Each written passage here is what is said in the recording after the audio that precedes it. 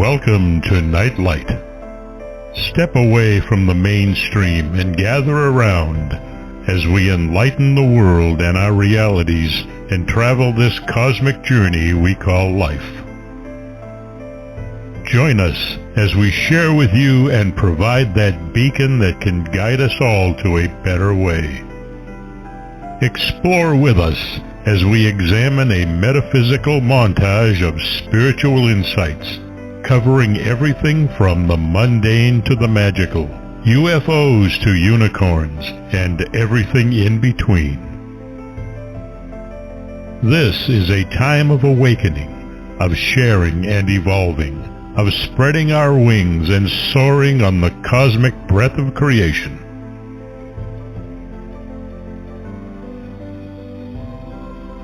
Come and join with other light-minded spirits as we weave our lights together to seek understanding, enlightenment, and, with a little luck, some wisdom.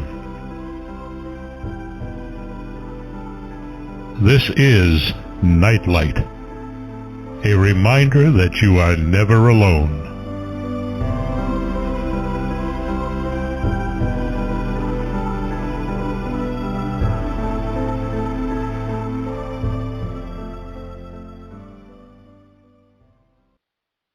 Welcome everyone to the fourth Nightlight show this week.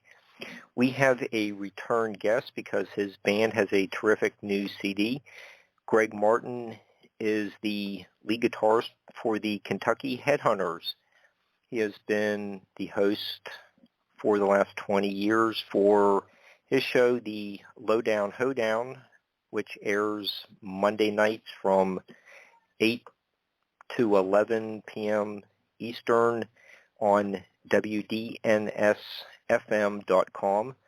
The Headhunters' new CD is entitled That's a Fact, Jack, and it's a terrific one. You can learn more about the Headhunters' remaining date. We're going to talk about that here shortly. Ordering the new CD news by going to their website, KENTUCKYHEADHUNTERS.net. Hi, Greg. How you doing? I'm doing great, Mark. How are you? Oh, I'm fine. I am. Thank you for returning to Nightlight. It's going to be a lot of fun. How long has it been? Has it been a couple of years or something like that? I can't remember. It was a couple. Just a couple years. I think we did a Rod Serling Night Gallery episode for the first hour, and you came on for the second hour. And that was interesting combination of topics that night. It was about 2 years ago, I think. And I'm just glad you're back. You're Thank you. Out with That's a Fact, Jack. Let's start with I have to reach over all, I have this wall of 9 CDs to help prompt me. I'm sure there's going to be an avalanche of stuff getting knocked over at some point, but okay. You know how that goes in your studios on Monday nights. But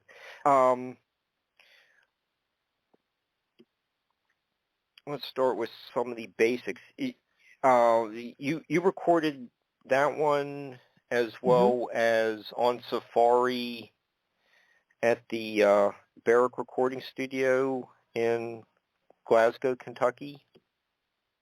Yes, sir. The funny thing is, though, there were like 2 different rooms. Barrack has moved several times in Glasgow. I don't know why.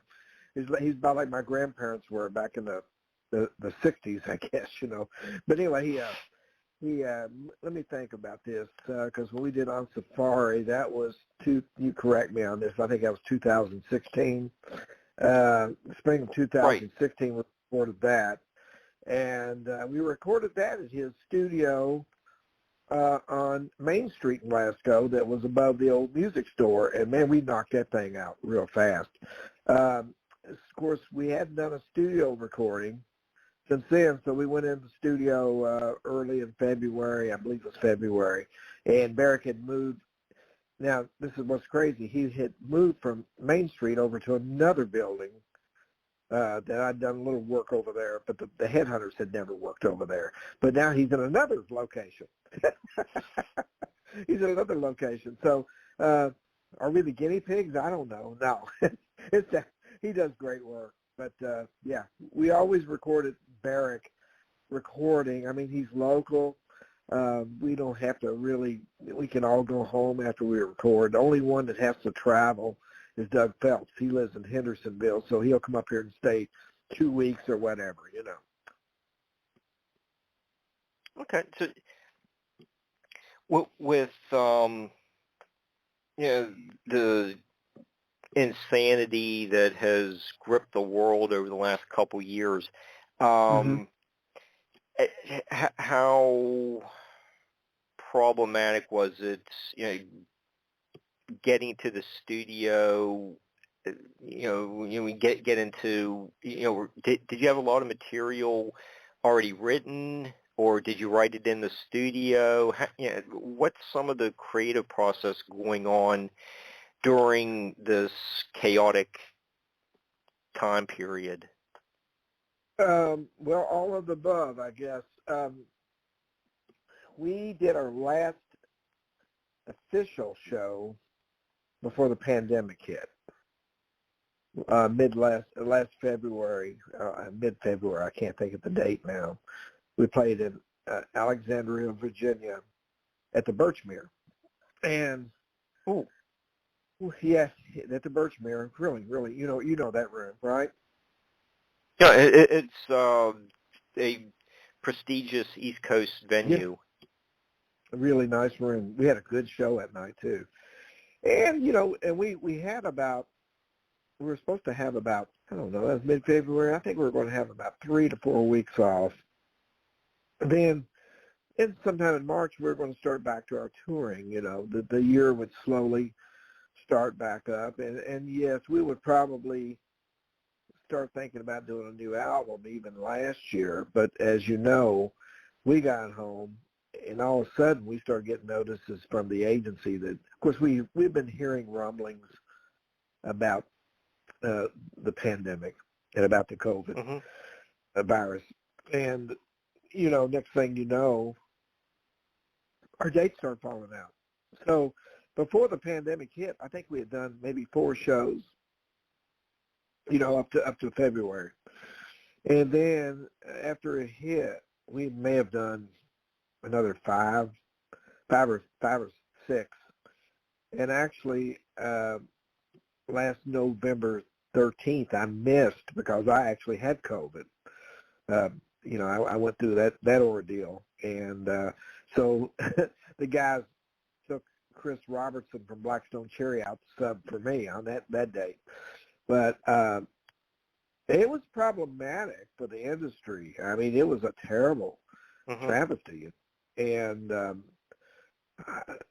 only thing I can tell you on a personal level, it was kind of good for me to be home with my family, and I pretty much got my basement cleaned back up. It's a little bit of a mess right now, But my basement had become this abyss of guitars, CDs, albums, books, junk, just a lot of stuff. And you got to realize I've been on a bus for 20, I'm sorry, longer than that, 40 years on a bus. And before that I was in a van. But we moved into this house at the end of 1990, and you can imagine just over time, things just start piling up. And in the back of my mind, I was like, well, I can't clean this mess up until I retire, But when the pandemic hit, I got a plan together. I got enough energy and enough stamina, and I got a friend that had just retired from being a janitor at the local hospital all summer last year, getting his basement cleaned up. And I'm happy to say that I'm starting to use it again, for certain things. So that was the upside. That was the upside of it. And even when I got COVID, my case wasn't extremely bad. I just had to stay isolated, and it was mostly congestion and fatigue. And of course, if you lay around for it was 2 weeks, and at that point they were saying 2 weeks, and I just got real fatigued. Even if you lay around, you even get more fatigued, and but I don't know. Last year, I kind of have mixed feelings about it. It wasn't. For the industry, it was terrible, but on a personal, I really enjoyed being home. I really did. So, and strength. I got a break. So with the downtime, is that when you wrote Shotgun Effie? Oh no, Shotgun Effie was actually, I wrote that in 1973. Oh, that's it. Okay. Yeah. That was. I wrote that. I lived in Memphis, Indiana, in the summer of 1973, and I started that song up there. I had a little trio together with a couple of friends, Tommy O'Neill and Mike Perkins. And I just wrote the song. I wrote it about Richard and Fred's grandmother. Her name was Effie Young. And then when that band broke up in Indiana, Richard contacted me that fall about Effie wanted to fund us going into the studio and recording a single. And I brought that song down, and we fleshed it out and revamped it a bit. And there is a recording of that from 1973. Some people say 74 because the single didn't come out till 1974. But that song is way back. But okay. Yeah. But it was something that we needed to do because it was just there's a version of it. You can actually go out and look up Shotgun Effie, Itchy Brother, and you'll hear a very archaic version of it. And as you know, I don't sing that much. And my chops aren't really that up on singing. But when you go back and listen to this version from 1973, my voice was really high at that point. So, but anyway, we just why did we bring it? I don't even know. It was they wanted me to sing Cheap Tequila originally. Fred wanted us to do it, and I said, and I tried it. And I just didn't feel it, and I said, Fred, you keep bringing it up. You need to do that one. Why don't we just go ahead and do Shotgun Effie again? And we did it, and it just it was just something we needed. It needed some closure, so to speak.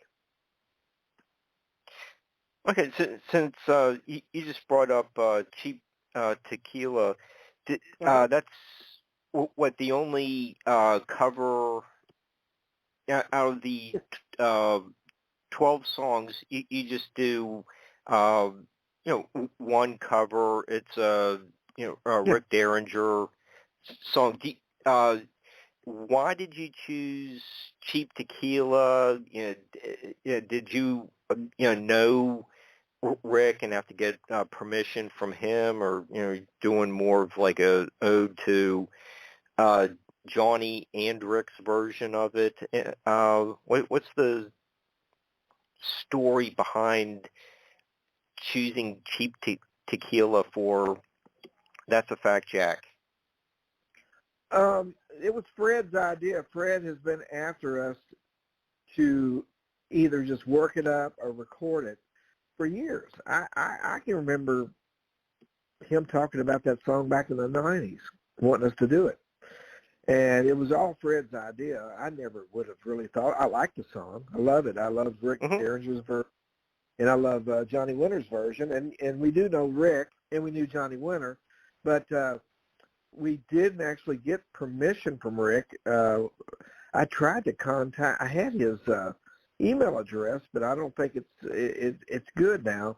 because I want him to know we were going to record it. I still don't know if he knows we did record it, which is crazy, But there again, when we recorded it, I sang it the first time, and I said, guys, I'm not feeling this myself, And we intentionally tried to take it away from either version.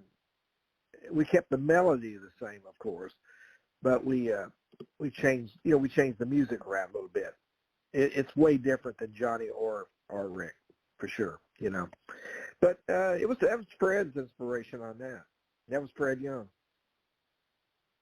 Okay, and Fred is singing a Cup of Tea too.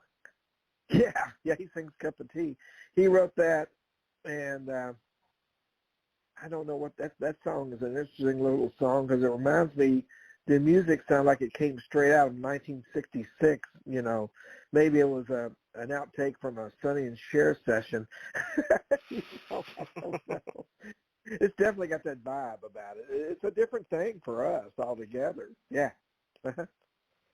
Yeah. Was that it was Cup of Tea is some kind of follow up to the tour of England? It must have been. I'm sure it was. It must have been inspired by that. Because the lyrics all point to London and England and all that stuff. Yeah. So I guess he was inspired by that for sure. With all the singing that Fred does on the couple songs and the keeping time. Does he ever miss a beat? There's like so much going on. Well, now you're talking about when he recorded this stuff, or the thing is, Mark. He's really good. Fred's a phenomenal drummer. He's a great drummer. Very, very in the pocket. We would record the music first. Then we would go back and put the singing on later. Is how we always do that. Somebody, I think Richard maybe sang the scratch vocal on that one. And then Fred went back. Actually, Richard sang the scratch vocal on Shotgun Ampy. That way I could concentrate on the rhythm guitar. So it's always good to have somebody, just singing the scratch so we'll know where we're at and everything, But Fred nailed it. The whole every session, I think he was on more than anybody, really, this time around.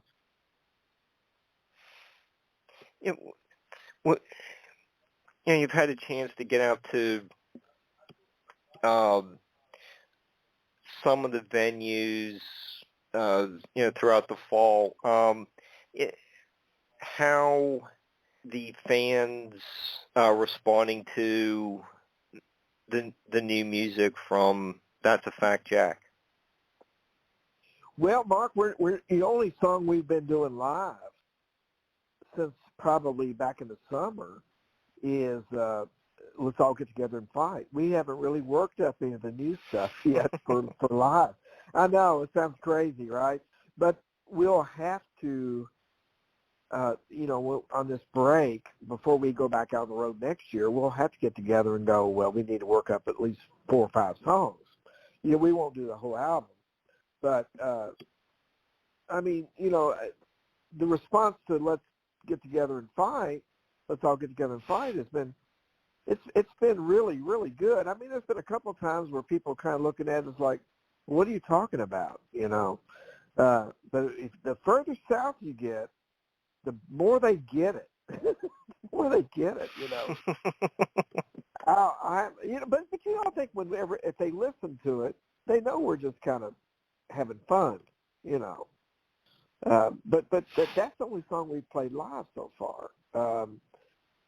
Now, it remains to be seen how they're going to react to the new stuff. But I think they'll like it. I think they'll be okay with it. You know. Yeah, it is a good like a vignette of the holiday season. It's kind of like there is a sense of humor to it. Like another holiday song, like Grandma Got Run Over by a Reindeer or something like that. Yeah. It's a novelty type song, yes, and some people liken it to what is it? Merry Christmas from the Family or something. Who sings that? There's another song out there. Evidently, it's not the same, but probably in the same vein. But it's meant to be taken lighthearted, you know. Because when families get together down in this area, the first time politics or stuff comes up, there's going to be a big argument. Not so much my family, but I can remember when I was a kid, we would go to my aunt's house on Sunday in Edmonton, and my mother, her twin sister, her younger sister, and my Aunt Bertha, they'd all gather around this hot point stove, and they were getting in some crazy arguments over stuff. It was mostly probably politics. I don't know now, but they would get arguing, and it just takes me back to that, really, even though it wasn't the holidays. That I think they would have these little discussions every Sunday, Okay, and take for example, like a song "Heart and Soul." That's Doug singing that one, and what do you call your? Is that like a rockabilly influence you're playing on that song, or like what's the right term? No, I think you're right on it, Mark. That's very rockabilly-ish. That actual song right there. Now that song right there was written. Gosh, I don't even know when, because Anthony Kinney helped write that, and he left the band. When did he leave the band? 2005. So that could be 20 years old, that song right there. And there was a demo tape of it. And when we listened to the music we had on the demo, we weren't real happy with it. And we just ended up taking it into this groove right here. And to me, it felt better, And so, it's definitely got a rockabilly slant to it, for sure. Okay, and I like Susanna. That's just kind of like one of those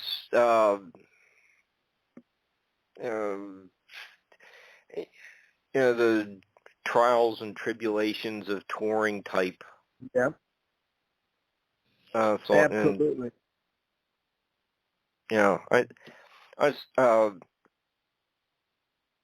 I thought that was just a really good one. I'm sure if you play that one live, that would go over really well. But I'd say that'll be one that we work up. And a little insight on that song, Doug wrote most of that after he heard about Levon Helm passing away. And of course, Levon Helm was he was a drummer and one of the singers in the band. And Levon he's from Arkansas. Doug's from Missouri. Doug said he was washing his clothes when he heard about it, and he just started writing that song, and that's how it came about. That's one of the better songs. It's really, really a good song. Really a good song. Yeah, I agree with you. I did want to just highlight that song. I that if my word really means anything, that's probably one of the I'd say that's the top song on the new CD. I really enjoyed it. It's a heartfelt type song. Yeah, it is. It's got something. It's got a lot of heart in it. I think any musician can relate to it, or anybody that, whether somebody drives a truck or whatever, when you have to be away and traveling, everything. But it's just a good song, and it's very sparse, very sparse. We didn't overdo it on the production on that one, but it comes through. Doug did a great job. And Doug's the main vocalist. He's the main. I mean, he's really the sound of the Headhunters, vocally, I think. Because he's just carrying on what his brother did back early on. Even though everybody else sings a little bit, I think you got to have a Phelps singing, Yeah.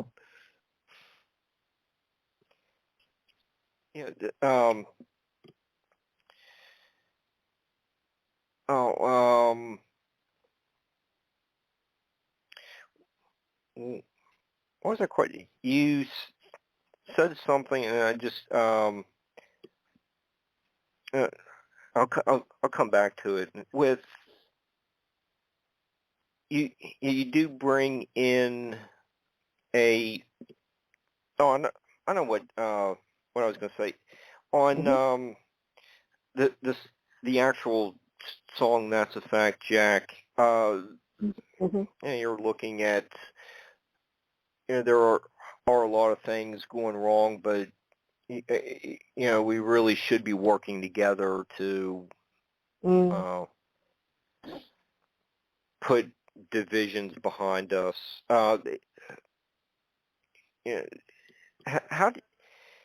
That song's almost like nearly a metal type song. It's a harder rocking song, but how did you create those more ominous tones, going into that harder rock type sound? Well, it's in D. The song's in D. Of course, we haven't. It's funny, Mark. We haven't played it since we worked it up on the floor. Richard had the basic idea down that we worked up the it sounded like a shark getting ready to attack a boat or something. It sounded like Jaws, in the beginning. And speaking of Jaws, my cat just walked in here. I got this big old tomcat that is more ferocious than a shark. But anyway, no, man, it's just that beginning, I think, kind of sets the tone. And I pray, there's another song that the Headhunters did on the second album called Wishing Well, and to me it's just an extension of that, really, musically. And it is more harder rock. I agree with you. At times it kind of reminds me of Aerosmith or something. Yeah. It was. Yeah, it is a harder rock song. Yeah, it is. It absolutely is.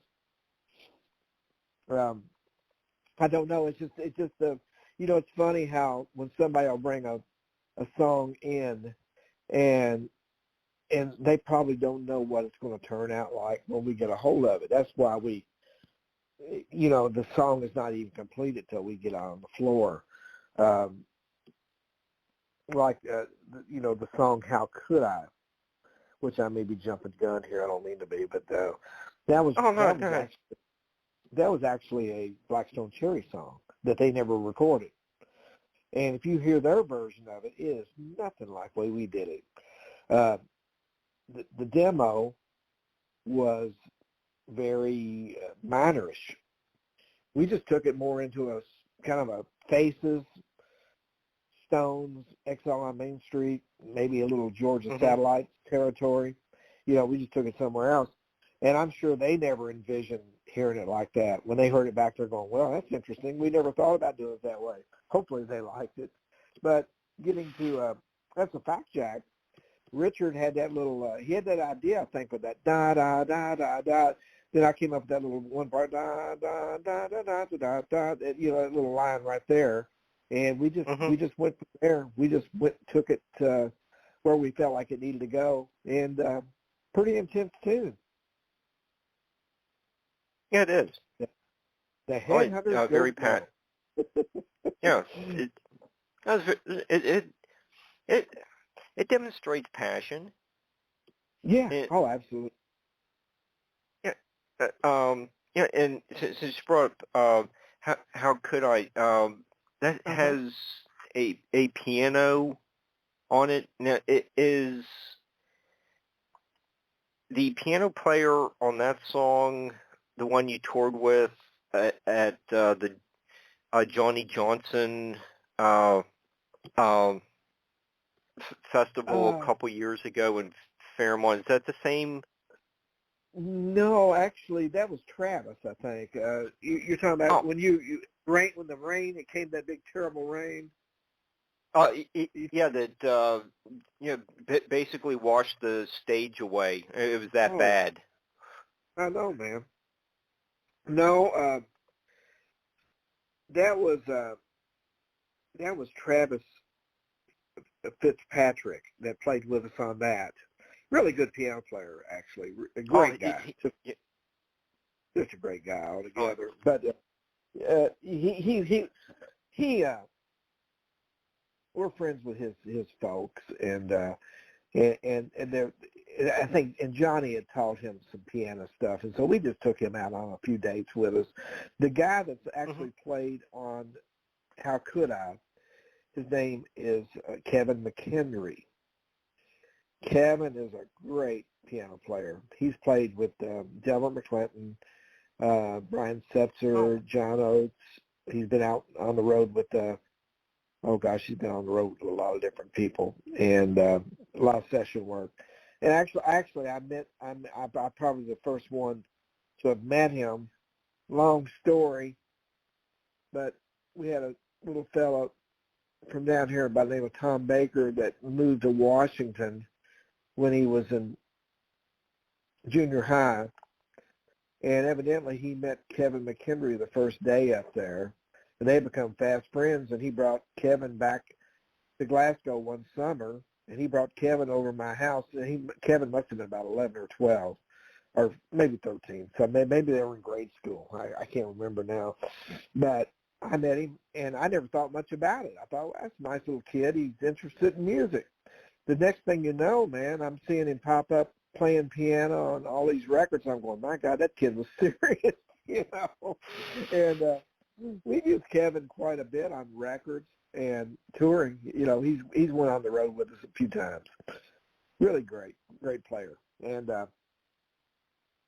he's also, I think he's playing on B3 on Lonely Too Long, I think. I think that's someone's got organ in it, I'm pretty sure. And but he's a great player, and he's got a son. Is just amazing, man. Just amazing player too. He's about, I don't know, 20 years old now. But it just apple doesn't fall too far from the tree. No, that seems to be expected. If your dad was a musician, you're usually have that talent as well. So, you will be playing the Headhunters' first Grand Ole Opry this Saturday night. Is that right? Okay. Yep. First time the Headhunters have ever done the Grand Ole Opry collectively. three of us have done it before with other artists, but this is the first time for the band. Okay.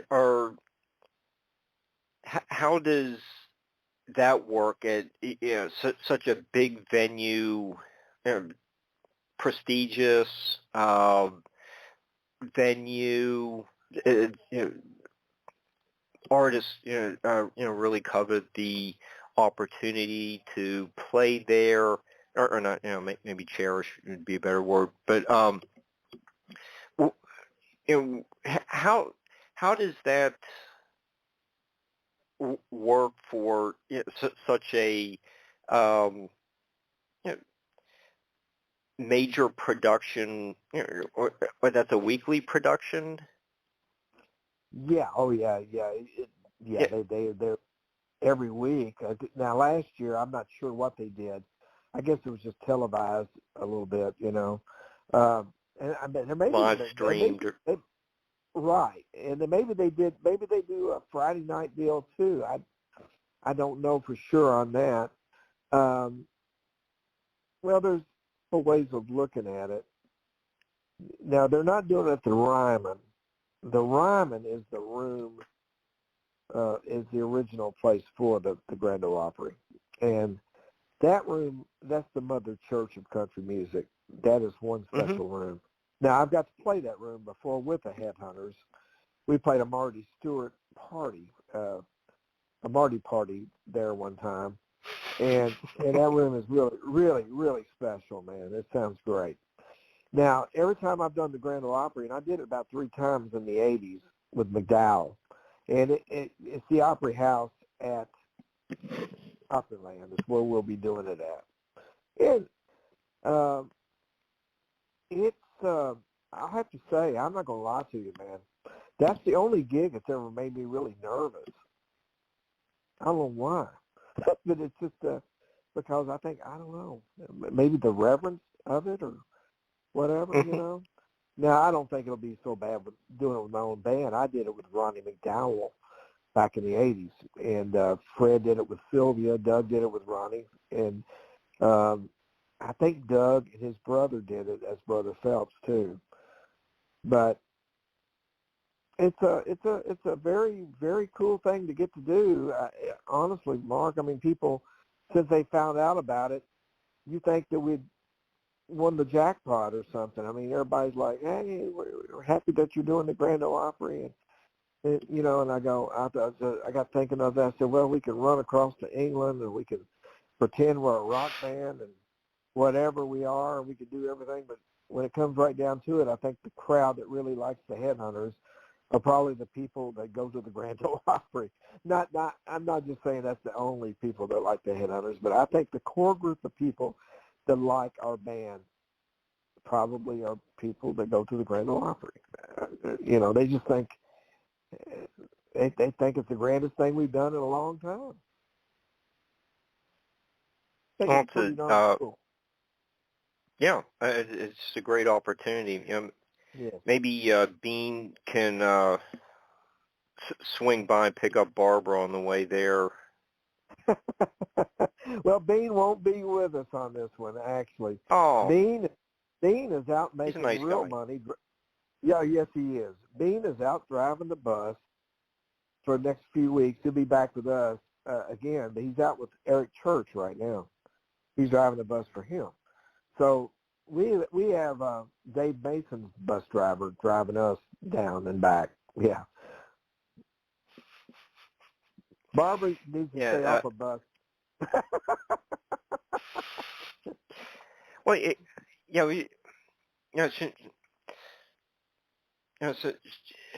since she's so close to all the main action, you need to get her to one of Jack Pearson's shows as well. Is Jack still doing it? What is Jack up to these days? Oh, say it again, Barbara. I'm up for it. Yeah, I can't hear Barbara. 15 minutes from it. I know, you're real close, Barbara. Goodlettsville's real close, or whatever the area you're in there. It's not far at all. You're not far. Well, you know, they're so, here's what's going on down there. They're so strict. I was going to take my family, and then when I found out what all they were going to be putting us through that day, I said, y'all be better stay home, because we can't even go out front and see people or anything, you know. It's just one of those things. I guess the pandemic has caused everybody to, it's just crazy right now. But you brought up Jack Pearson. Jack Pearson. What is Jack Pearson doing right now? I don't know if he's resumed his weekly shows. It seemed like he probably most venues, they just had to shut down. And last time I checked his website, he wasn't performing. I don't know if he resumed recently, but he's here in Nashville playing, or had been playing regularly. If I was as close to that venue as Barbara is, I'd be down there watching him. I saw him with the Almonds a few times, and he's just one of the best. He's great. He's amazingly great. Well, I saw Jack quite a bit up, around 2019. He came to the radio show one night. He's been to my show twice. Or once. I can't remember. Maybe he called in one time. And then, I think I heard at least one phone call. Yeah, we did come up one time. His nephew brought him up. And then I played with Jack off and on. We played a Stevie Ray tribute. That was the end of 2019. But there was something else we did. I can't remember now. Saved my life. Oh, I went to see him at Station Inn, too. That was the gig you're probably talking about. He was playing the Station Inn, I think, really frequently. I don't know if it was once a week or whatever. Now, I don't think that they no longer do electric music there, is what I'm told. And honestly, I don't know if Jack's even getting out of the house that much right now. Hopefully, this pandemic's going to end, and we can get back to doing these, going to venues, and you could be back on the road on a more steady basis. But Jack has a couple great songs on both of Arlen's the last two CDs, the Slide Guitar Summit, which you're on too, and Telemasters. Jack's phenomenal. He's a great talent. I think Jack's just concerned right now. He's really, this pandemic's got him, got a lot of people scared. He's just don't want to get out right. He don't want to get out. And speaking of Arlen, when is the John Sebastian and Arlen Roth CD coming out? It is out. Is it out? Can you get it now? Yep. Oh, I didn't. It's know a good that. one. Man, that's something I do need to get a copy of. Well, that's cool. So it can be bought now, then, right? Yes, it can. It's been out for 6 weeks or so. I'll be darned. Are they going to do some touring next year? We're hoping to get him on the road, and hopefully John will join him. They did one show at the Grand Ole Opry in early October. That's about right. That's correct. So they actually played the Opry. Mm-hmm. No, that's cool. That's cool. They come back down. I love to see them together. You know, I hope that you think they might come back to Nashville sometime and spend some time, maybe 2 or 3 days. Or I don't know about that, but I hope they do. It just they had a great time, and I'm sure they'd love to connect with even more people. yeah, The little bit of video I saw of them playing together was really terrific. It's playing "Welcome Back, Kotter" together. that's great, man. Well, I'd love to see them live. I really, well, I'll be looking for that CD. I just didn't realize somehow I missed from being on the road and everything. I must have missed it being out. I knew it was coming. It's worth getting. It's some Love and Spoonful songs, reworked. They did a terrific job. Maria Muldaur's on it. Oh, that's cool. Yeah. Well, I'm a big fan of John. I'm Arlen as well, but John, that was the first concert I ever attended. Was in 1966. Was the Love and Spoonful. So you can imagine the place that John holds in my heart. Yeah. First guy I ever saw play a Les Paul. I'd never seen Les Paul. Matter of fact, I've got a copy of his Les Paul.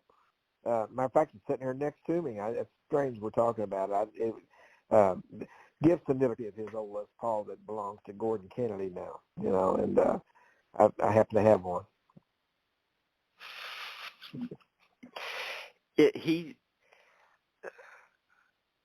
After listening to that CD and becoming more familiar with John's legacy, just being a just solo artist at Woodstock. Yep.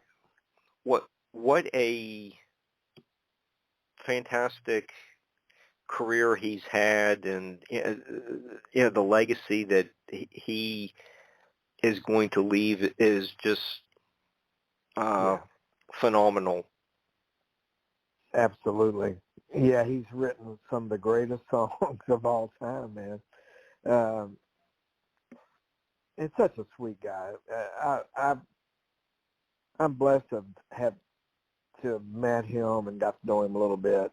And because, when I was a kid, 1966, Memorial Auditorium, watching the Love and Spoonful, I was 13 years old. I never, in my wildest dreams, ever thought that I'd ever even meet the man, And we've actually, I've had him on my show a couple times, and on the phone, and he's just a sweet person. Him and Catherine, his wife, they're both really great people. And yeah, you're right. He's got such a legacy. What a great songwriter. I love the way he plays that Mississippi John Hurt style guitar stuff he does. It's wonderful. Go ahead. Oh, and his harmonica playing too, by the way. Mm-hmm. He's on a auto harp. He's great. He's great on that too, man. He's just so talented, Yeah, and he did a lot of work with the Doors. Yeah. As sure. well, and it's like, oh my gosh, and that's like, being, on playing dates with the Doors and doing stuff with, so supposedly he did more in the studio than a lot of people realize. But just having a chance to work in like that realm is, Mm-hmm. geez, I'd be in awe of something like that. And that's just something that is. You just lose. There's like no words for it. He was there. Yeah, he was there, man. He was he was right in the midst of it, and we were lucky that we were breathing the air and still and hearing this stuff as it was happening. Of course, he was there as it was being created, right there on the spot. But yeah, it's amazing. Yeah, John got quite a legacy. I mean, he came out of the folk scene in Greenwich Village, hanging out with Dylan. He knew Bob Dylan.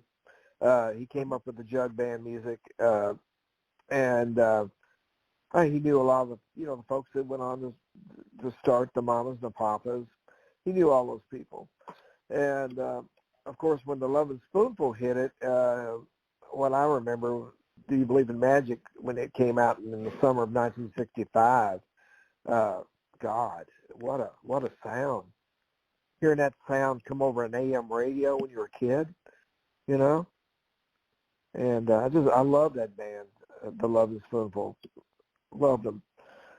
Zal, John, Joe, and let's see, who am I missing here? Joe and Steve. Steve, the bass player, Steve Boone, Joe Butler, Zal Yanovsky, and John Sebastian. I mean, to me, they're about like the Beatles to me,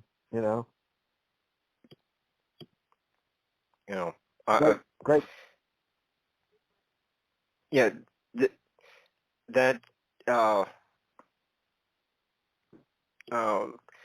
Spoonful Songbook CD that John and Arlen did, it just is a terrific CD. I highly recommend that for anyone. It's just well done. You really can't get any better.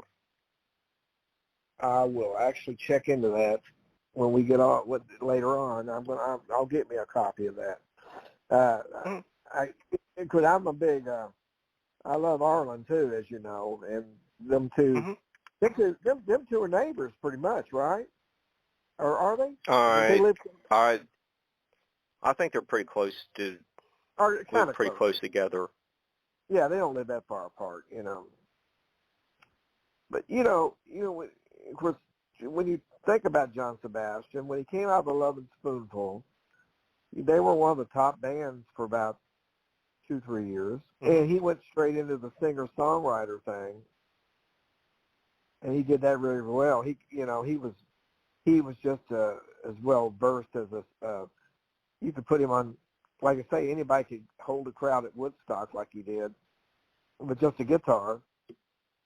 Yep. That's pretty amazing, Pretty amazing. He wasn't even scheduled to be there. No. No. Maybe he was maybe his head was in just the right space that he could do that. I don't know, man. He's got the best smile on his face during that whole thing. True. I love it. There's just something about that. I love that guy, man. He's just too cool. And then what's so funny too, you skip ahead to about 1976. He's been recording for whatever label he was on at the time. I'm sorry, what label it was. They were getting ready to drop his contract. And he was on his last recording, and then Cotter becomes a huge hit off that last album, and so the cards are all in his hands, So that's that's one case, a little justice done for an artist right there, Yeah. But, on Arlen's slide guitar summit, you do 2 songs, Peach Picking Time in Georgia and Amazing Grace, and then you did an Amazing Grace, also with your Mighty Jeremiah's band. Yeah.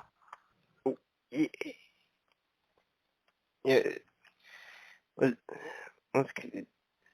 switch gears and go over to the Mighty Jeremiah band.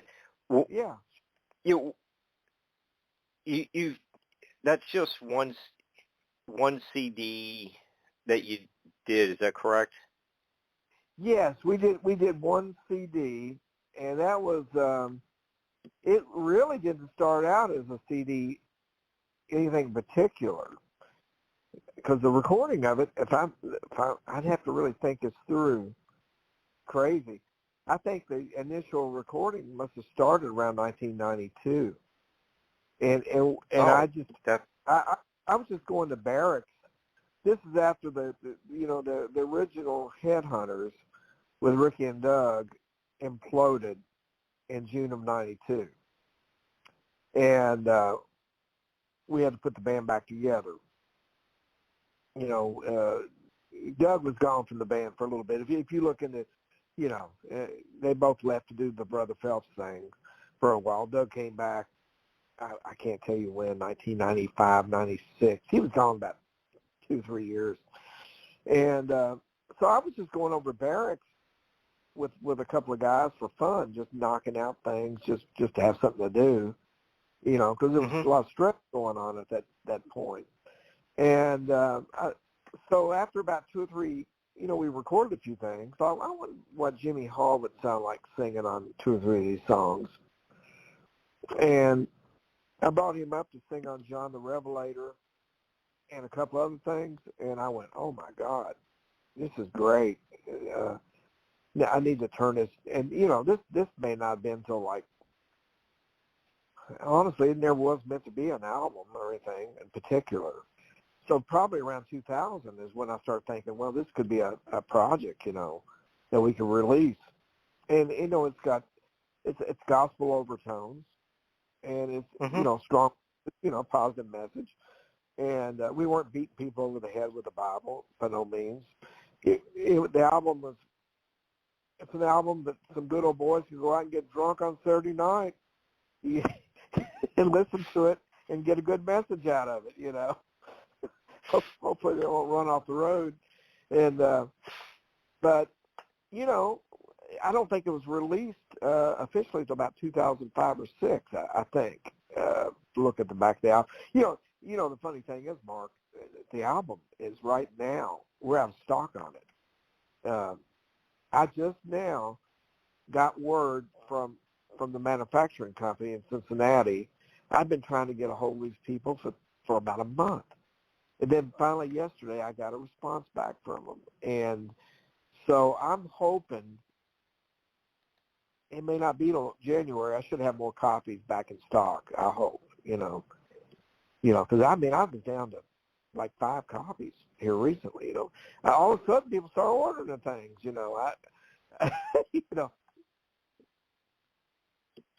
but it'll be back in stock here. And then who knows, could me and Jimmy are playing together December 28th in Bowling Green with some of the Jeremiahs. We do a benefit every year called Jambodians. Sam Bush shows up, comes, I do it, Joe Nelmonster and different people.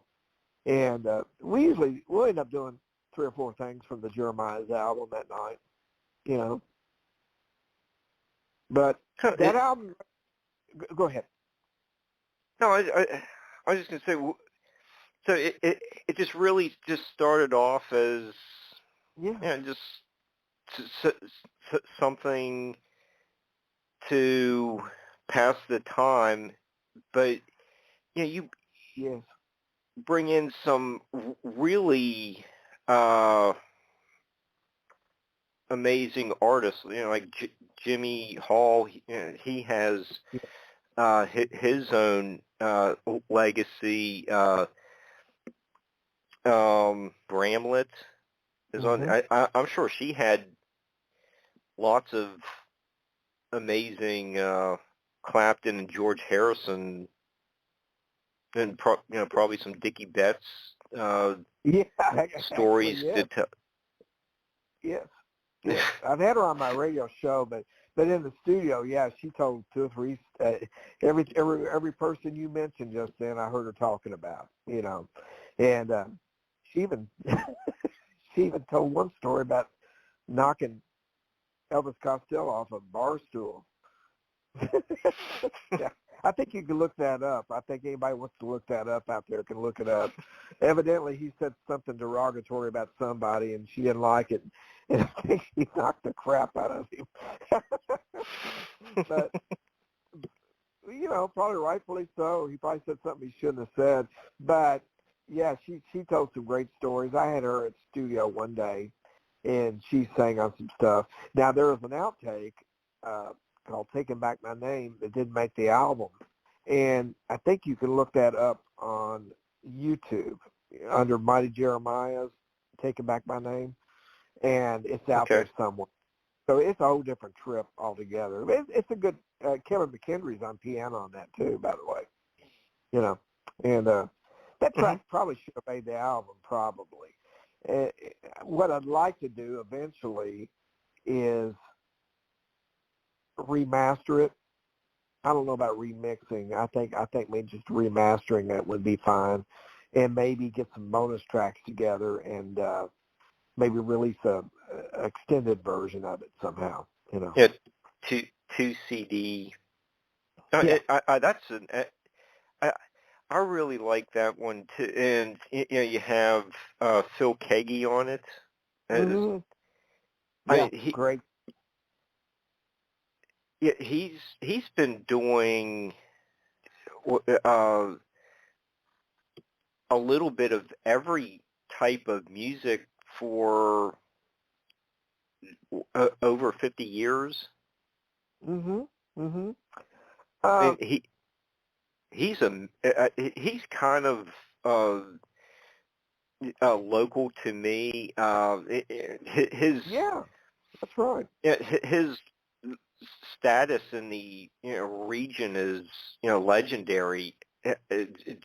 I've unfortunately never been able to see one of his performances. I'd like to,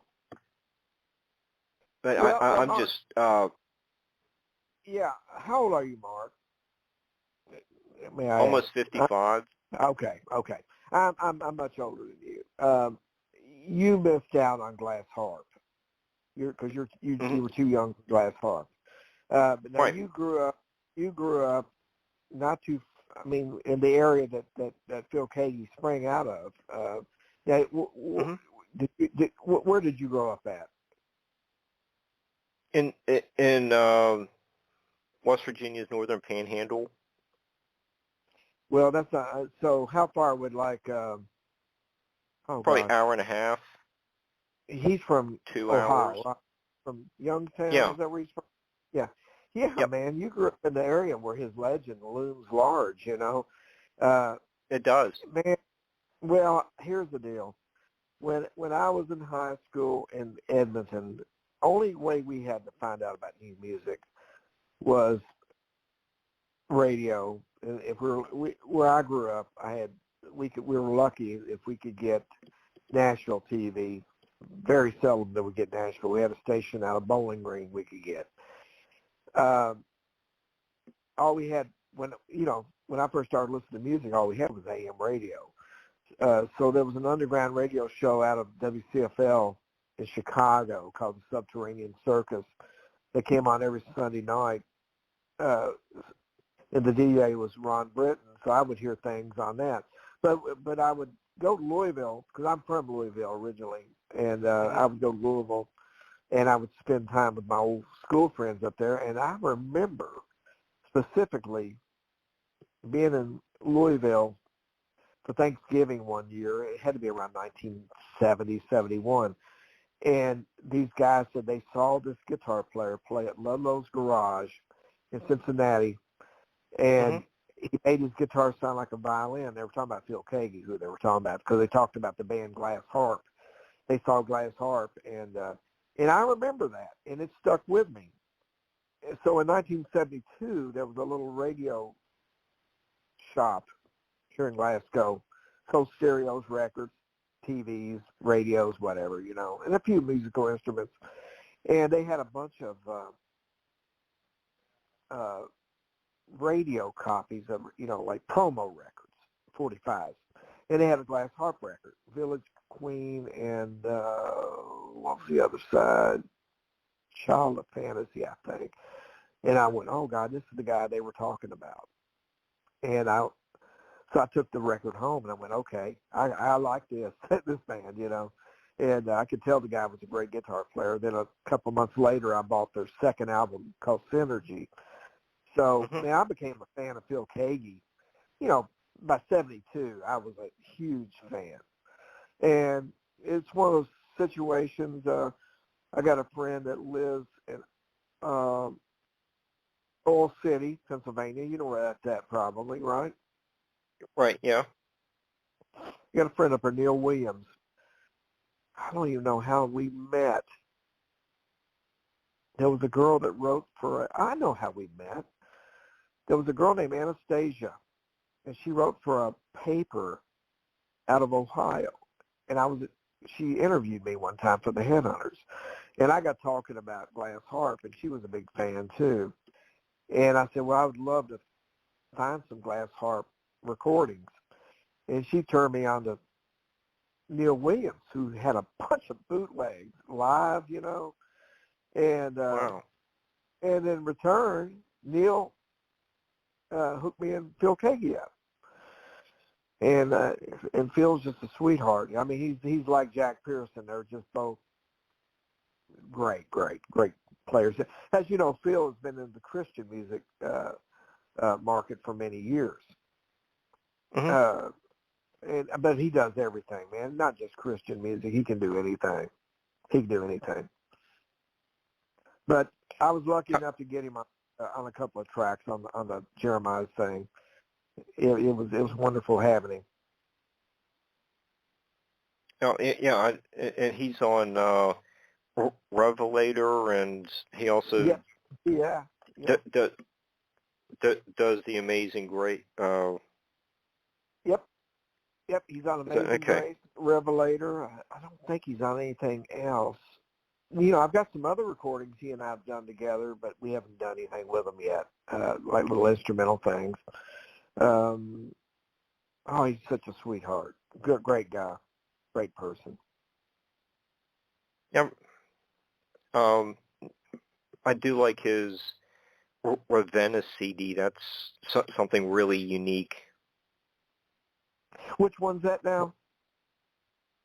Ravenna. It's like a lot of acoustic. You know if I've heard that one. I've got a lot of music by him. Is that fairly recent by chance? Yeah, it's a new CD. If you like, you know, kind of like that acoustic music, hypnotic acoustic music that, you know, relaxes you, inspires you, you know, that kind of thing. Sure. He does an excellent job.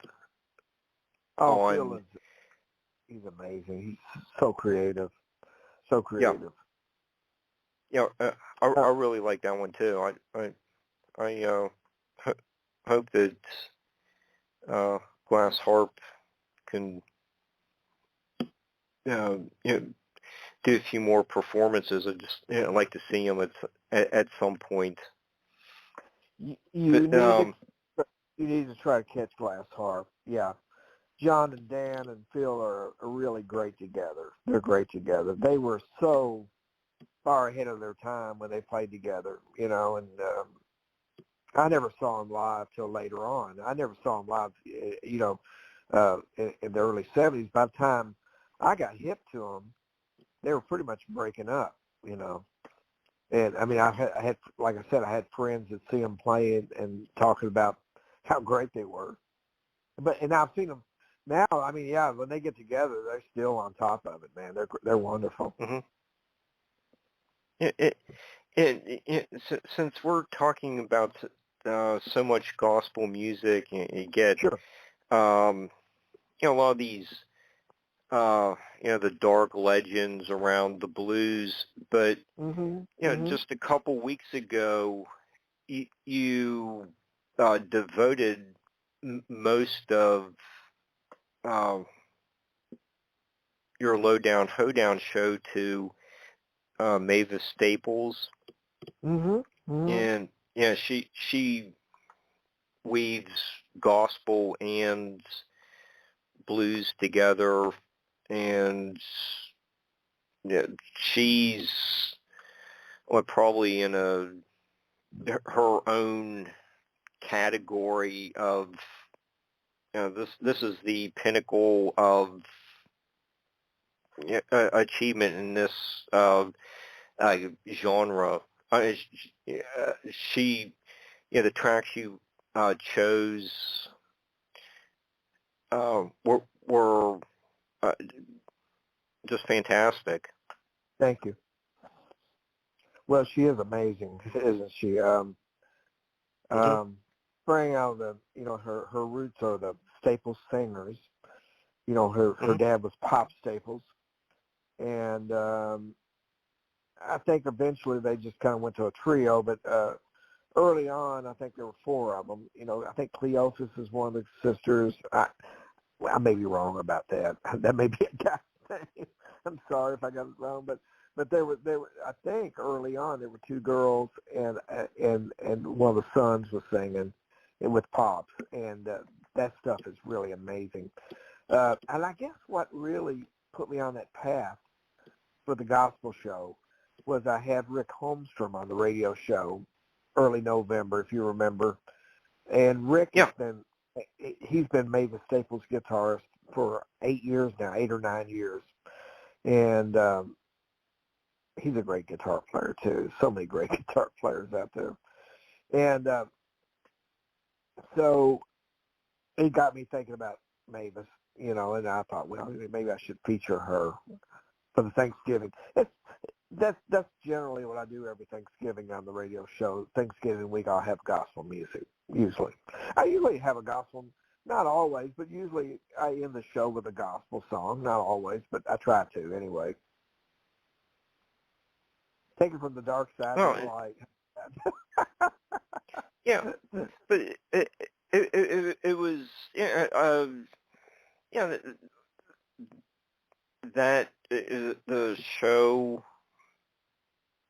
with featuring Mavis's songs was really left an imprint on me. Boone was really blown away by it too, and he I usually let him know, hey, I'm tuned in. Like, okay, glad to see you. And about halfway through it, he wrote something about she's just an amazing singer, and then as just a couple weeks earlier, you had Rick on, and just go to the next day, go to YouTube and playing some of his hit the full album, and with the Sunrise, whatever it's called, something Sunrise, and he is Rick is a phenomenal musician as well. So you had him as a guest for what, about an hour? Yeah, and I had Rick on. The first time I had Rick on was, God, I couldn't remember. We never could figure out the year, but it had to be, let me think about this. I started doing the show at D93 in 2001. He probably was on my show probably around 2002, 2003, that far back. Early on. I saw him play in Louisville. I met him playing in Louisville. I'm pretty sure he's playing with the North Mississippi All-Stars and Lost Straitjackets. I can't quite put my finger on it, but I know he was playing with, pretty sure he was with those guys. And, I had him on about an hour, and, I've been wanting to have him back on the show forever. and I'm not the most organized person in the world. That's why I need Moon Froggett. We probably need each other. Actually, you don't know the truth, but he helps point me in the right direction, a lot of times, Yeah. Especially when I get out there touring and things get crazy, I just get chasing my tail. He's a good producer. He helps out a lot. He's really helped a bunch, since he got involved last year, and lucky to have him. Have you heard his radio show? Oh, no, I'm going to have to. He does a great job, man. He I'm going to... Oh, he does a phenomenal job. He does a really, really good job. Now, he don't do his live. It's recorded. It's 2 hours on Saturday night on the Hoss in Edmonton. It's called Rockin' Roots. It's really good, man. He does a great job. Yeah. Okay, I'll have to get a Check link. it out. Tell him to send you a link. Yeah. Well, okay. I'm going to have to send him a message tomorrow. I want to listen to that. But I'll have to get Boone as a guest at some point too. Yes. And let's see what with Jimmy. Since we're talking about all these guitarists, that's the instrument that defines blues. But with people like you bringing in Jimmy Hall, he's a terrific harmonica player. You're friends with Charlie Musselwhite. What makes the harmonica like the second most important blues instrument? I don't know. It's so vocal-like. And it might be maybe it could be right there with guitar. Maybe it's not second. I wonder. They go together. They do. They're perfect together, aren't they? When you listen to Little Walter, who was one of the pioneers for amplified blues harmonica playing, and his style of playing really inspired Duane Allman's slide playing. Oh. A lot of people think, I mean, Duane Allman, it's well known that he pretty much copied a lot of not Elmore James, but he did copy Elmore James a little bit on slide. But Duane was copying a lot of Little Walter licks on the harmonica licks, just transposing them over to slide guitar. And, when you listen to that style, which heavily influenced Paul Butterfield, Charlie Musselwhite, Kim Wilson, people like that, later on. And then you've got Sonny Boy Williamson, number 2. There's 2 different Sonny Boys. So I'm talking about Rice Miller from Arkansas. His harmonica playing was not really amplified. He just kind of played into a microphone. And it sounds almost like very vocal-like it sometimes. And I can tell you about another guy if you want to check him out. He's not really known as a blues player, but he's from this area I'm from. He's from the same county where I live now, Barron County, Kentucky. His name was Salty Holmes. Salty Holmes, Holmes, and he recorded back in the I'm going to guess 50s, 40s, 50s, and he had a song called Mama Blues, and the harmonica actually talks. He makes the harmonica sound like it's talking, And I guess Salty went on to be a cowboy actor or something like that, I don't know much about him other than he's kin to the Holmes family down here. He lived here when he was young. But I don't know. I think, to answer your question, is so vocal-like. And I think that's what is so appealing to any instrument. And what even drew me to guitar, especially when I've heard Eric Clapton and Hendrix, is that the guitar took on a real vocal characteristic, as B.B. King's style does, And I think harmonics, they're just an extension of the voice. A great blues player do the call and response thing, where they'll sing something, then they'll play it back, like B.B. King. And it's just an extension of their voice. So, of course, piano players might argue with us, But I don't think piano sound like a voice, do you?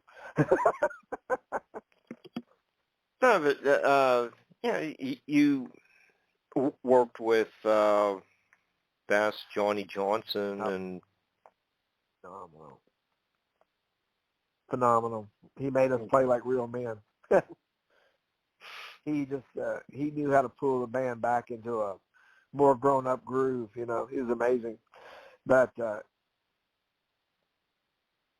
I've got to also play with a lot, like Jimmy Hall on harp. Got to know James Harmon, who passed away this past year, or was it last year? I don't know. Everything's a blur now. There's so many good harmonica players out there. Kim Wilson, so many great ones. Yeah, and Jimmy played in that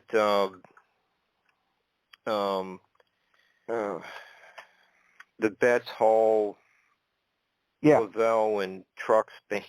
All they did was tour.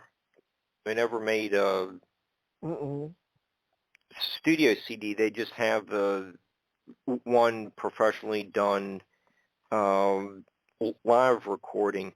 But Jimmy plays sax on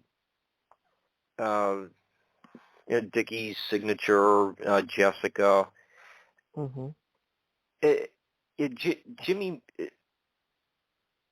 is just so talented. He makes the sax work in that arrangement. Yeah.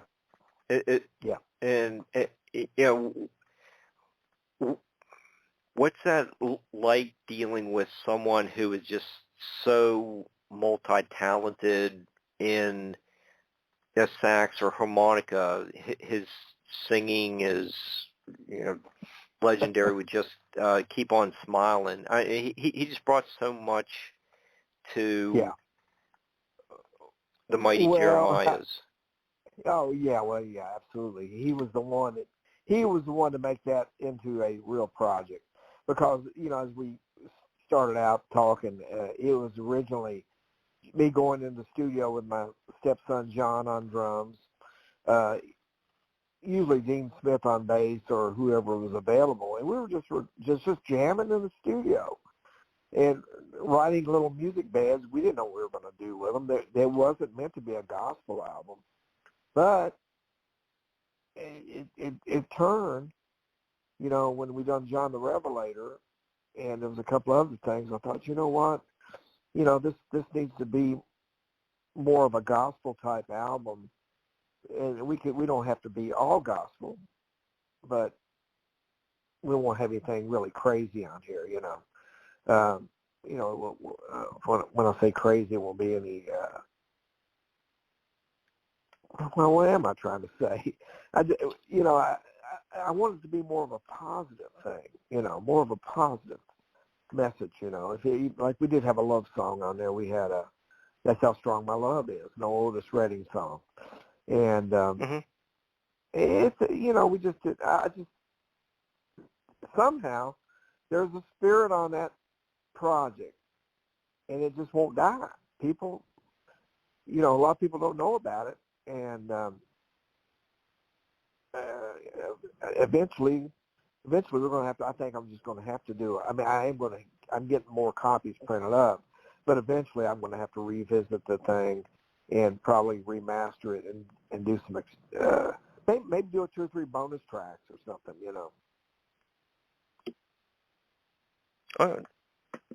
I've really enjoyed listening to it, and it was highly praised by Charlie Daniels, and Charlie seems like his spirit is continuing to inspire you.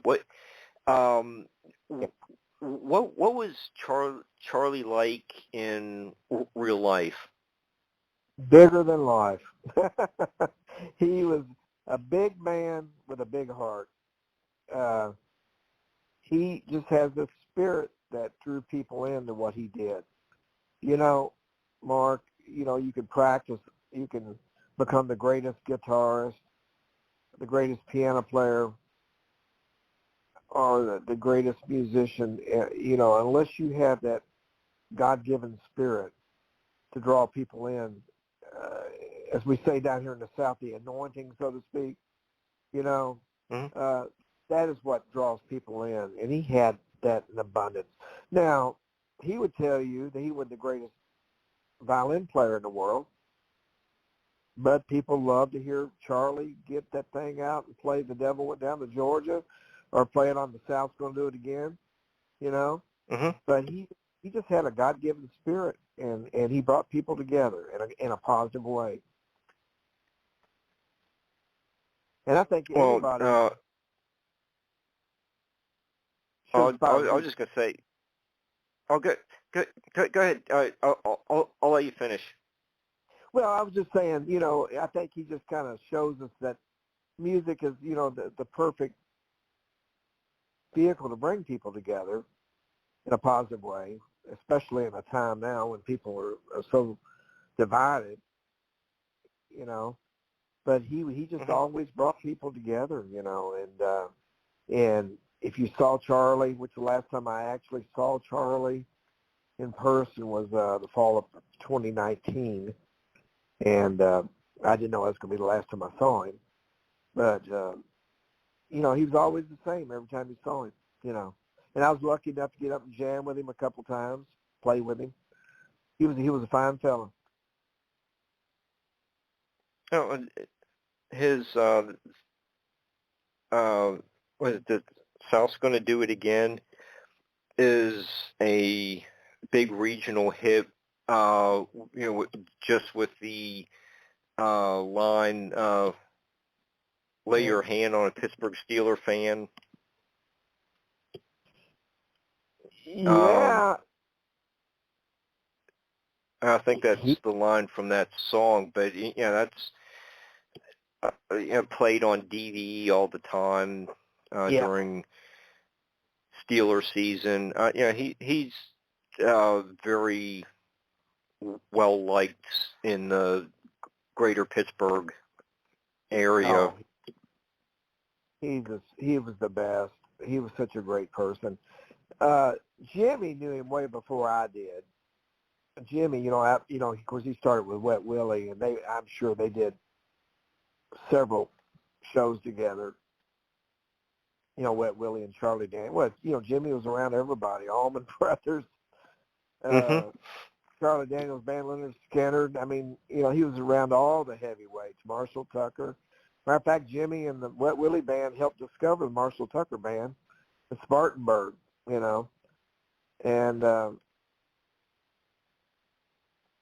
just amazing. And of course, Charlie, I think Charlie was known to a lot of the folks, a lot of those guys. He was like the godfather. Everybody, if they had a problem, they could always talk to Charlie, And I think he was like everybody's uncle. That's what he always felt like to me. Kind of like That's a nice way to be remembered. Yeah, he was just a great guy, and of course, I bought a few things from his estate. You know, I bought a couple of road cases, and I bought one of these old amps, a Mesa Boogie, and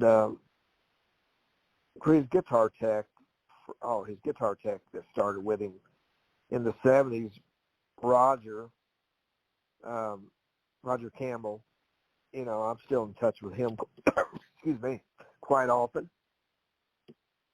You know, I mean, all them guys, you know, they were, a lot of them were with him for years.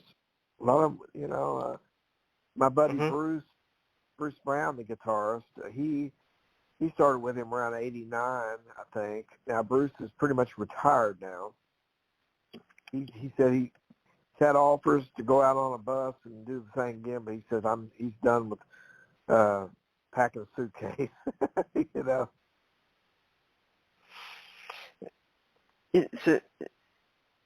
Since you just mentioned the Marshall Tucker band, the Headhunters are going to be on the bill with them next spring. Is that right? I haven't heard. It wouldn't surprise me. Did you see it somewhere? I thought I saw it on your website. Could or is be. it on? It might have been on the Marshall Tucker website and said, the Headhunters were going to be playing a date. Is okay. Dave playing with them too? Now, are you talking about Dave Mason? Yes. Yeah, Dave Mason is on on a lot of those tours. I didn't know we were actually playing a show with Marshall Tucker. I hope we are. If you saw it, I guess we are. You know, love anytime. I mean, yeah, Dave Mason. We thought we might get some of those shows, and maybe they worked out a couple or something. I hope so. Yeah, I'm scrolling through it real fast. Might have. Is it in Indiana? Could be. They were looking. I know one of the dates they were looking at Atlanta, and I don't think it's the Opry House. I don't think. Did you find it? March 11th, Shipping, Shawana, Indiana. I'm sorry I butchered that. No. So are we playing with Marshall Tucker and Dave Mason? I think it's just you. Dave is going to be with them on March 10th in Peoria, Illinois. Okay. But that's it's advertised as their 50th anniversary tour. Yeah, that's a big honor to be part of such a absolutely legendary band. Yeah, they are. I saw the original Marshall Tucker, 1974 or so. Well, here's the deal. I'm not sure the year. 74 or 75 was Derby Eve Jam in Louisville, Kentucky. And it was Wet Willie opened the show. Then Wet Willie, Charlie Daniels Band, then Marshall Tucker. I mean, that was like, it was probably 74. That's what I'm guessing. You're talking about a great show. Sounds like it. It was wonderful. That's the first time I ever seen Jimmy Hall live, too. Yeah, how's that when you see someone, kind of like a kid, and like 30 years later, you're actually working with that person. Well, it's what's the word? Surreal, or maybe is that overused? I'm not sure. It's strange because when I first heard applicable. When I heard Jimmy Hall, the first time I ever heard him was on an album called Drippin' Wet, and it's a live album. And I thought, my God, this guy's one of the greatest singers I ever heard in my life. And I've just become a huge fan of the guy, you know. And I never thought it, there again, I never thought I'd ever meet him, you know. And so,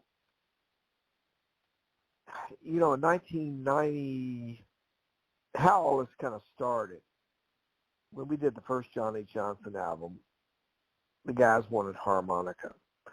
And I suggested Jimmy Hall, and everybody was all for it. And so I contacted Jimmy, and we got him to play and sing backup on the project with Johnny Johnson, you know, That'll Work. And, of course, we became fast friends, and then that kind of led into the Jeremiahs. And then me and Jimmy also did another thing I played on called Build Your Own Fire. It's a tribute to, it's a Muscle Shoals tribute to Eddie Hinton. And you could check that out, too. It's nothing really like the Jeremiahs, but it's similar, maybe, in a way. Okay. Like Zoho Records. Pretty cool.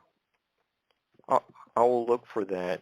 And yeah, build your own fire, Jimmy Hall. And yeah, just on Monday, you had Warren Haynes on, and he was talking about, you know, when he was growing up, you know, he's listening to the Allmans versions of what, like Trouble No More. You know, that's Sure. their cover of a Muddy Waters song. Yes. Then, you know, once he gets in the Allman Brothers, you know, he's you know, was talking about it, you know, what's the original version of you know, this song I'm covering, and you know, so he's going tracing the song back to what 450s or so. You know, what, a couple weeks prior to that, when you had Sue Foley on, she was saying, you know, almost like the same thing where before a show, she's putting on John Lee Hooker's CD or something. When people, you know, you have your guests calling in, they're always, you know, they're at the you know, tops of, you know, their professions, but a lot of what they say is that they really never stop listening and learning to the original blues guys. Yeah, I think, You know, you know, you never want to, you always, as a matter of fact, I learned something from Warren the other night. I mean, I learned something from a lot of different people, but even from Sue, and that's why I like doing these things, is because you always going to pick up something, you know, that you didn't know. But he brought up the song Brother Bill, The Last Clean Shirt, which I remember by Cactus. And the sad thing is when Cactus did it, they didn't credit the writer. They said they wrote it. That's the reason I never could.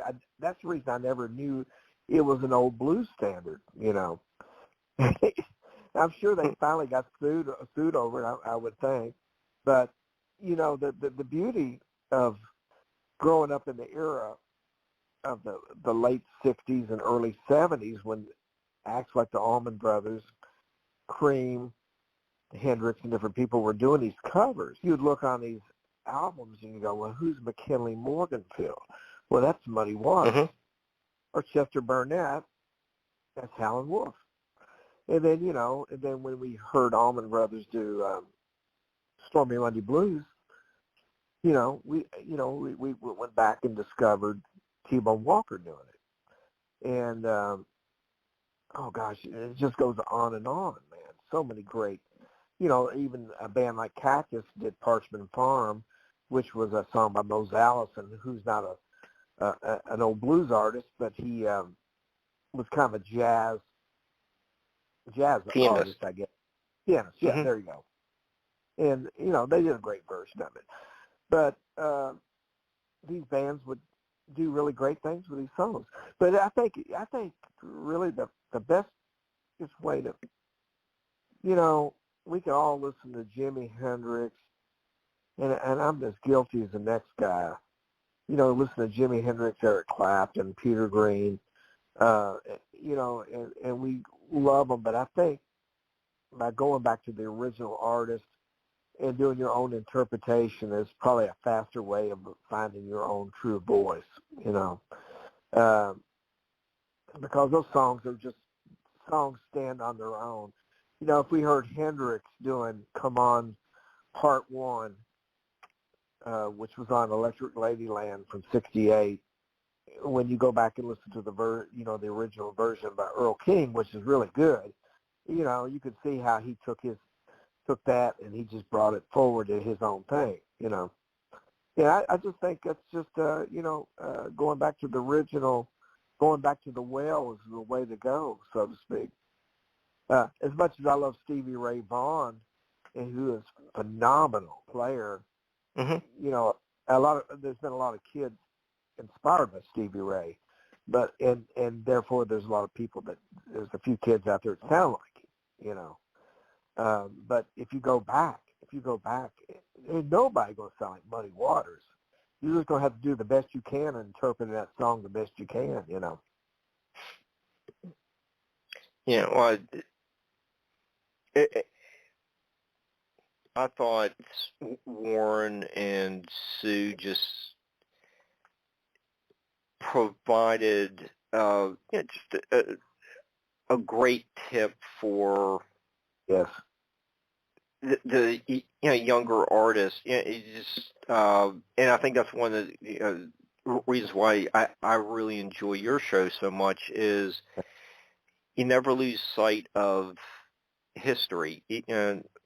Maybe you're not dealing with George Washington and that kind of history, but it is the difference between the Delta and Chicago blues and Sure. migrations of people up and down the Mississippi River, and those musicians and songs are a part of American history. Yeah. Well, yeah, them guys were singing about stuff they knew about, what they were experiencing. Right. They're very, very emotional, and that's the one tip. Take home. Write about what you know, what you live.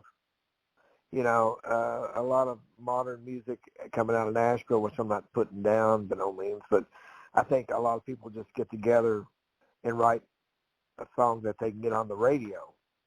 Them old country artists, man, they were writing about stuff that they knew and what they lived.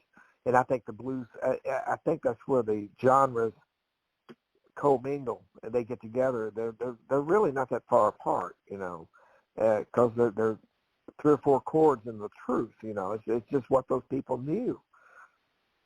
Mm-hmm. Could Muddy Waters Good point. hang out with Ernest Tubb? I think they could. I think they could hang out together just fine because they were real people. I'd say Ernest Tubb. I think even me and Warren talked about this the other night. Didn't he say that? He said that Ernest Tubb. He was listening to Ernest Tubb recently. He said it sounded like he was just playing blues. I think is what he said. Yeah. There was, Warren said something like that. Gave that little anecdote. Yeah. Mhm. Mhm. And I love Ernest Tubb, man. I love Ernest Tubb and the Texas Troubadour. As a matter of fact, we went to, when I messaged you today, we were on our way to Cracker Barrel at Cave City, and we were listening to a live recording of Ernest Tubb and the band from 1965, and Driving Nails in My Coffin is an old song by Ernest Tubb, which I absolutely love. My wife, she knew every word.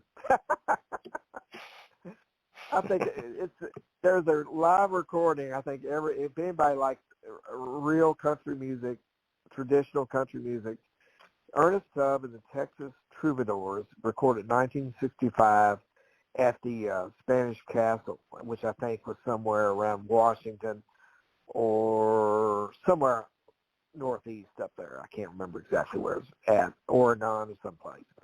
And it's just phenomenal. That his band were just great. Leon Rhodes on guitar, Buddy Charlton on steel, Jack Drake on bass, Jack Green on drums. Man, I'm telling you all these members because I'm so into them. And Cal Smith on rhythm guitar.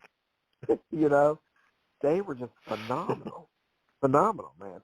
If you want a quick lesson in country music, try to find that you can buy. There's a 2 CD set you can buy. It's called It's 1965, I think. It's just phenomenal. Okay. Leon Rhodes was an amazing country guitarist, and he played jazz too. Them old country guitar players that played jazz, blues, they were just great, you know. And I believe Junior Brown really admired Ernest Tubb's work. Yeah. Junior's into Ernest Tubb, for sure. Absolutely. Is Junior still out there doing it? I'm sure he is. Oh, yeah. I think he's doing a lot. His live streams from his house and other venues around, friends' homes and garages, other venues. But he's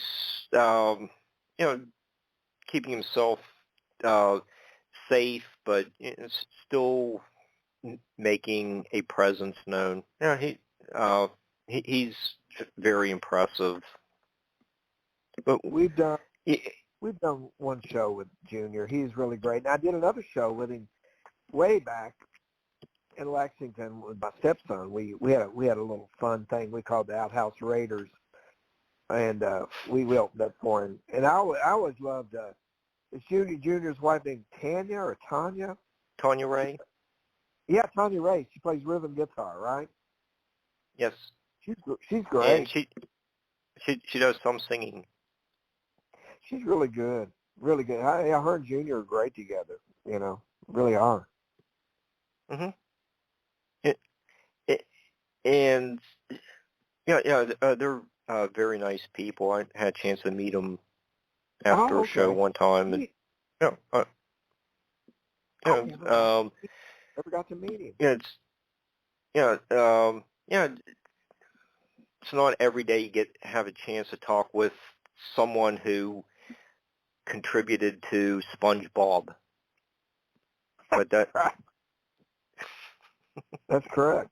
And it's my fault that I didn't go. I should have tried to meet him and his wife when we played with them. But I don't know why it didn't work out. But I figured they were nice people. I just didn't get a chance to meet them.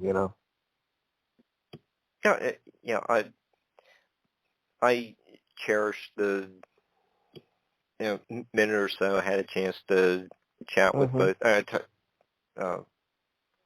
spoke with Tanya Ray a little longer, but really enjoyed them. But with your talk with Warren on Monday, there's he kind of got his first break with Dickey's Pattern Disruptive CD. Then Warren and Matt Warren would go on to join the Almonds like the next year, and then that.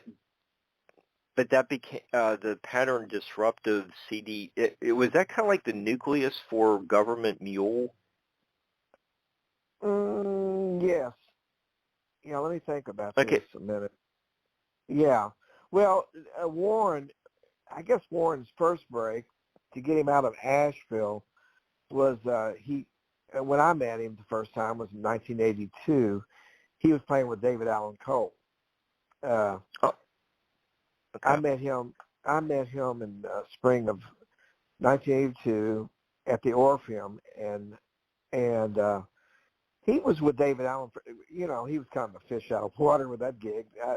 That wasn't what he was meant to do, but it was good. It was good to get. He met people, and then you're right. I don't know where he went after David Allan Coe. There must have been something else going on, but he ended up with the Dickie Betts Band, as you were talking about, the Pattern Disruptive, and then during that, now was Matt Apps in Dickie's band as well? I think he was too, right? Yeah, that's what it says on the credits, and then you played a lot of Warren's new the Government Mule CD on Monday, and he's doing really well on his own too, just sounding great. Yeah, Warren has worked really hard, man. I mean, honestly, 8-10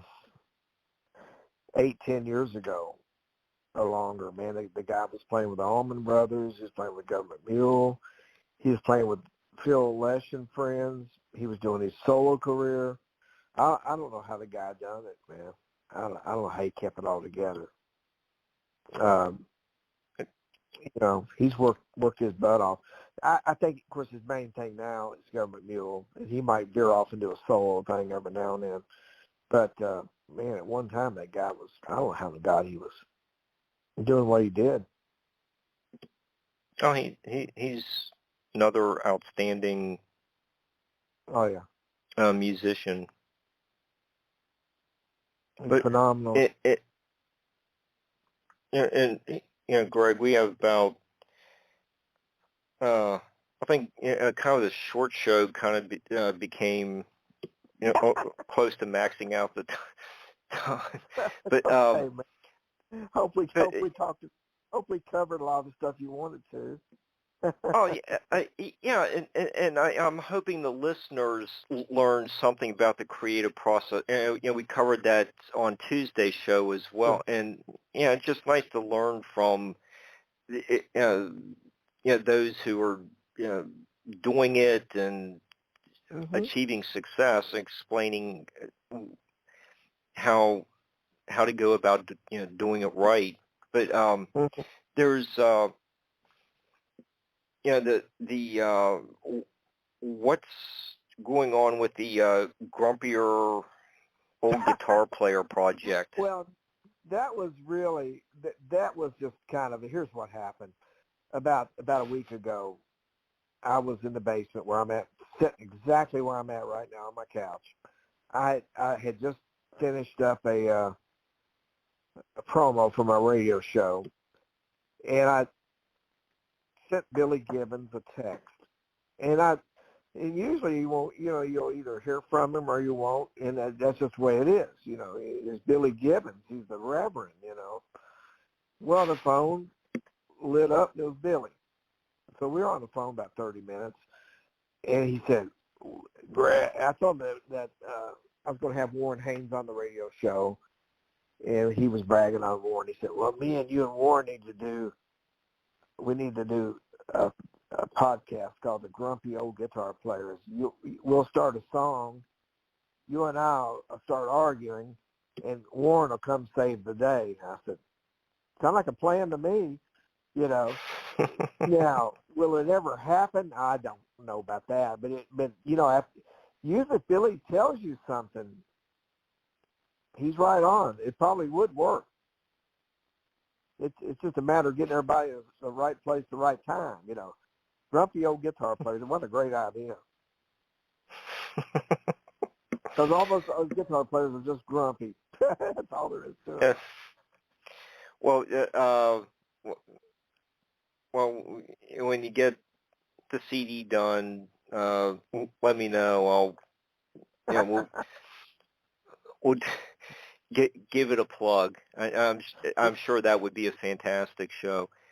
And I think he was talking about a podcast where we're just sitting around, like a video where we're sitting around playing songs, and who knows? You never know about Billy. I may not hear from Billy, so you know, he's in a different orbit, man. He's orbiting around, you know, and every now and then he comes down to our atmosphere. Okay, we're down to about two minutes left, Okay. and Greg, I just want to thank you for being a guest. The Headhunters are going to be at the Grand Ole Opry this Saturday night. That's right. The new CD, the new CD is That's a Fact, Jack. See what else the band is doing by going to the KentuckyHeadhunters.net. Did I miss anything, Greg? That's pretty much it for right now. I'm trying to think if there's anything. I do a guitar podcast for the live stream for together.co. Let me make sure I tell you this right. It's like 2TH. I'll send it to you. It's together.co. Okay. Not com. It's not com, because you go to com, it comes up something really weird. You don't want that. You know, I wish I should have had that written down for you. Let's see. 2TGTR,